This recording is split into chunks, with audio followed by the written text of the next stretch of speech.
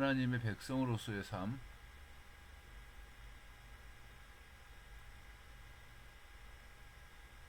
어떻게 살아야 되는가,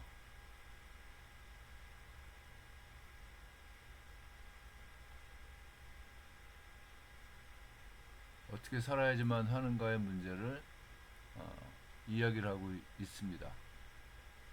하나님의 백성으로서 어떻게 살아야지만 되는가를 이야기할 때 맨 처음에 있어야지만 되는 것이 하나님을 알 수 있느냐 하는 문제였습니다.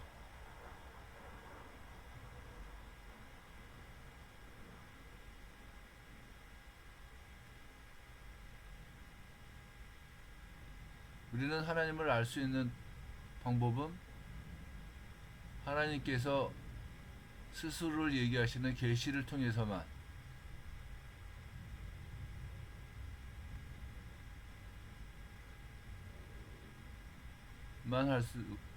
알 수가 있고, 또 내심이 아니라 성령 하나님의 역사하심으로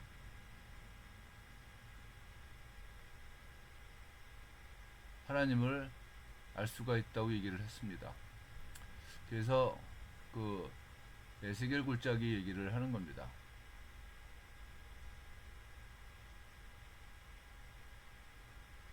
하나님의 말씀을 누군가가 성령께서 대언을 함으로 말미암아서 하나님을 아는 백성들이 된다고 하는 걸 얘기를 하는 겁니다.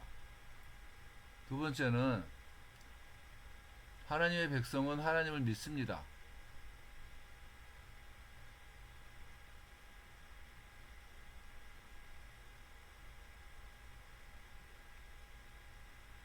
하나님을 믿는데 하나님께서 말씀하시고 있음을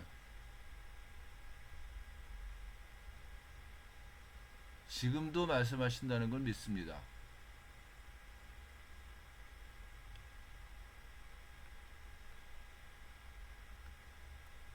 하나님께서 살아계신다고 하는 거예요. 그리고 우리들은 성경을 통해서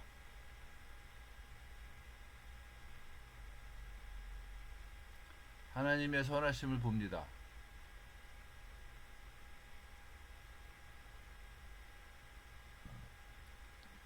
하나님을 믿기 때문에 하나님의 계심을 우리가 믿죠. 또한 하나님의 선하신 일하심을 또한 믿습니다. 히브리서 11장 6절에서는 이거를 이렇게 얘기를 합니다. 믿음이 없이는 기쁘시기 못하나니 믿는 자들은 하나님이 계신 것과 또한 하나님께서 상 주시는 이심을 믿어야 될지니라, 이렇게 얘기를 합니다. 하나님께 가까이 오는 자들에게 하나님께서 상 주신다는 거예요.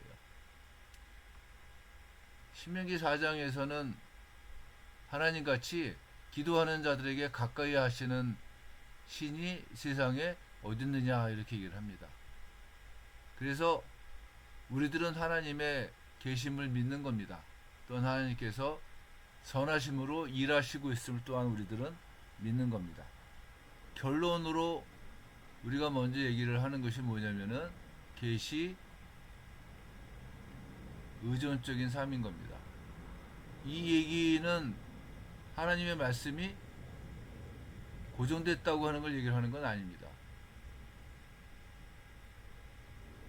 하나님의 말씀은 우리들의 삶 가운데에서 이 운동력이 있고 날카롭게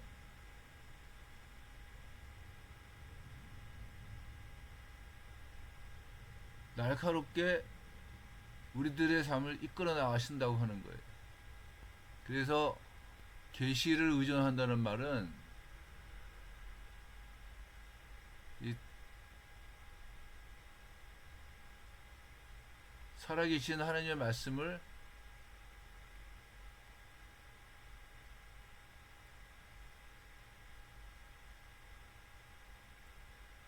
의존한다고 하는 겁니다.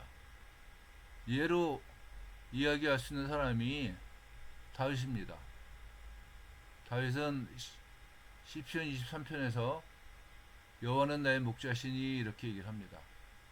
다윗이 목자라고 얘기를 할 때는 무슨 의미겠습니까? 항상 하나님께서 불러서 그 갈 길을 인도해 주시는 분. 다윗이 얘기하는 목자들의 모습은 이 모습이 아니에요. 이런 모습입니다. 아주 황량한 땅. 보이는 것은 거친 들판. 이런 데서 양이 살아날 수 있는 유일한 방법은 뭐냐? 목자들의 음성을 듣는 거예요.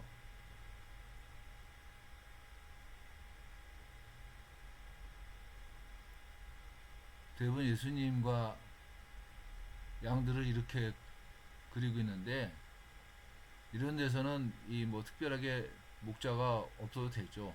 근데 이런 데서는 목자가 없으면 안 됩니다. 바꿔 말하면은 다윗이 여호와는 나의 목자라고 했을 때는 이 그림을 상상을 하고 있으면 됩니다. 이 그림에서 보는 것 같이 황량한 땅에서 양을 키우기 위해서 수고하는 목자의 모습을 생각을 하는 겁니다. 그렇기 때문에 다윗은 항상 어떻습니까? 하나님의 음성을 듣기를 원하는 겁니다. 그래서 기도하는 거예요. 찾는 기도입니다. 찾는 기도. 과연 하나님의 뜻이 무엇인지, 어떻게 해야지만 되는지를 찾는 겁니다. 지난주에 이런 얘기를 했습니다. 이렇게 해서 이쪽 정도의 시글락이 있고 이쪽 정도의 이 아벡 같은 그런 그 이스라엘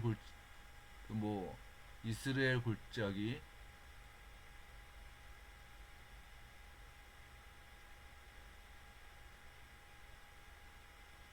다윗이 전쟁에 출정했다가 되돌아오죠.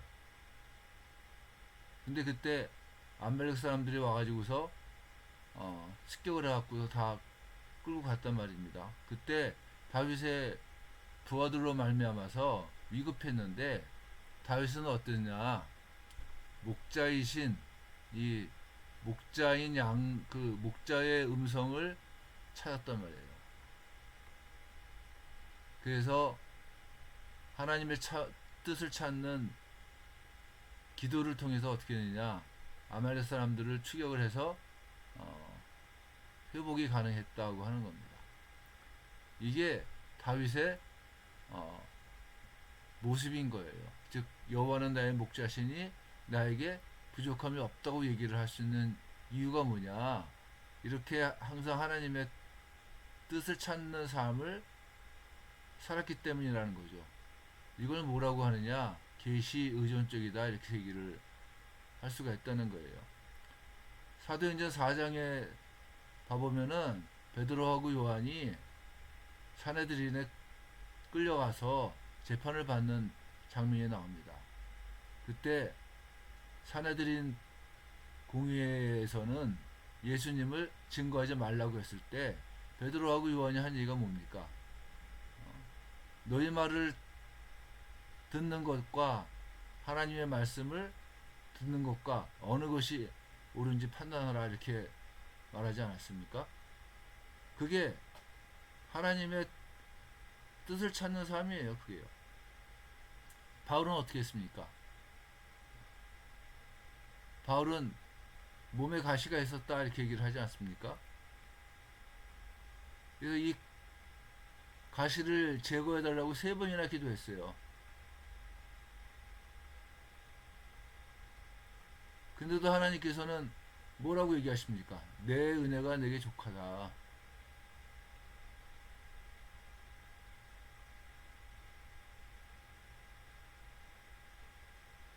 내 은혜가 내게 족하다 이렇게 말씀을 하신 거 아닙니까? 그래서 바울이 이제 찾아낸 게 뭡니까? 내가 약한 데에서 하나님이 강해진다. 바꿔 말하면은 나는 이 가시로 말미암아서 어떤 일이 생기느냐, 내가 자고하지 아니하고 온전히 하나님을 의지할 수 있는 그런 삶을 감당할 수 있도록 하나님께서 이 가시를 제거해 주시지 않은 것이다. 그래서 도리어 나의 약함을 기뻐하겠다. 이렇게 얘기를 하는 거 아니겠습니까? 이게 계시 의존적인 삶을 사는 사람들의 모습인 거예요. 그래서 믿음이라고 하는 건 뭡니까? 말씀으로 세상을 바라보는 안목입니다. 또 말씀을 통해서 인식을 하는 인식의 원리가 되는 겁니다. 예를 들면은 그런 겁니다. 내가 지금 힘들어요. 이걸 어떻게 그럼 해결을 해야지만 되느냐. 믿음으로 이 힘든 이유를 찾아내고, 또한 어떻게 하는 것이 하나님의 뜻에 맞추어 살 수 있는 것인가를 이렇게 인식하는 원리가 믿음에서부터 나온다고 하는 거예요. 그 극단적인 예가 누구였냐면 요셉 같은 사람이에요. 요셉이나 여러분들 또 뭐 훨씬 옛날 사람이지만은 욥 같은 사람이 그런 거 아닙니까? 고통이 찾아왔어요. 어떻게 할 건데, 이 고통 앞에서 뭐를 할 건데, 요셉은 꿈을 통해서, 계시죠? 아, 이 과정을 거치면은 하나님께서 나에게 어떤 이 꿈을, 계시를 이룰 수 있도록 해주실 거야 라고 하는 인내를 갖고서 이 참아낸 거예요. 그걸 우리들이 믿음이라고 하는 거 아니겠습니까? 욥은 어떻게 했습니까? 계속해 가지고서 대화를 했죠. 대화를 통해서 점점 하나님의 뜻을 찾아가는 겁니다. 그리고 하나님을 만나죠. 그래서 욥이 제일 마지막에 한 얘기가 뭡니까? 내가 잘 알지 못하고 떠든 것들 하나님 회개합니다. 또한 하나님께서 어떻게 하십니까? 회복시켜 주셨잖아요.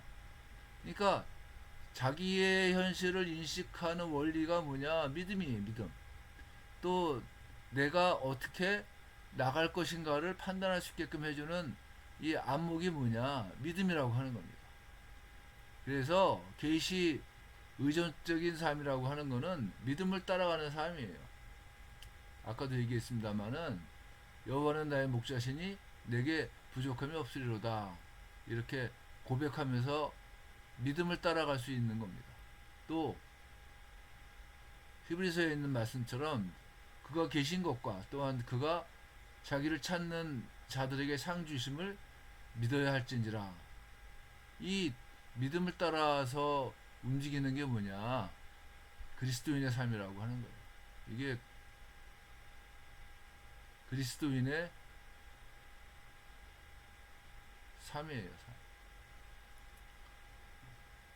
그리스도인의 삶이라고 하는 거는 계시를 의존하기 때문에 어떠냐? 내 뜻대로 안 되는 것이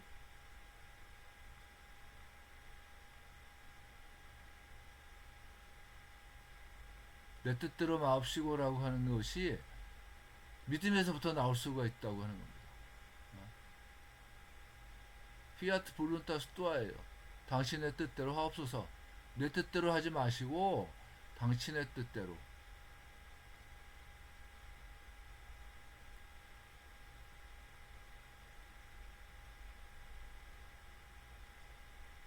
하나님의 뜻이 무엇인지를 찾아가는 것, 그게 믿음이고 계시 의존적인 삶이다 하는 겁니다.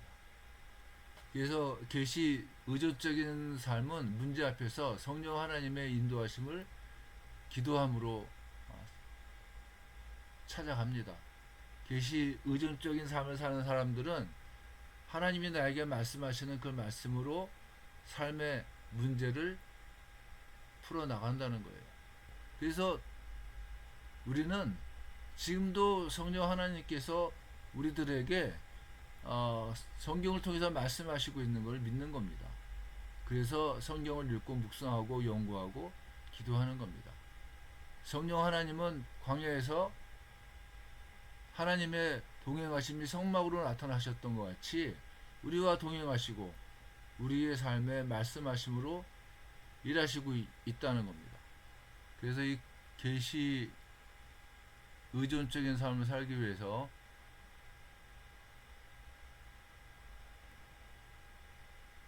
우리들에게는 반드시 있어야지만 되는 것이 하나님의 살아계심에 대한 믿음,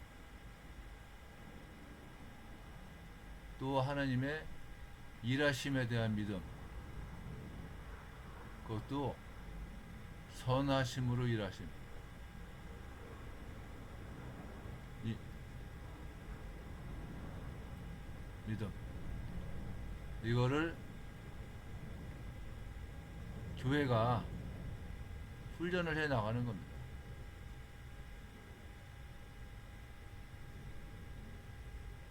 그래서 교회 역할이 이 믿음을 훈련하면서 살아계신 하나님을 바라보고 또 하나님의 일하심을 의지해서 세상에서 승리할 수 있는 우리들을 만들어 나가는 겁니다. 기도하겠습니다. 은혜로우신 하나님, 이야기가 있는 교회가 믿음을 훈련하는 장소가 되고 또한 하나님의 말씀이 우리들의 삶 가운데 구체적으로 적용되어지는 그 놀라움을 함께 나눌 수 있는 장소가 될 수 있도록 하나님이 인도해 주시옵소서. 함께 하시고 부르심을 믿고 모든 말씀을 예수님의 이름으로 기도했습니다. 아멘.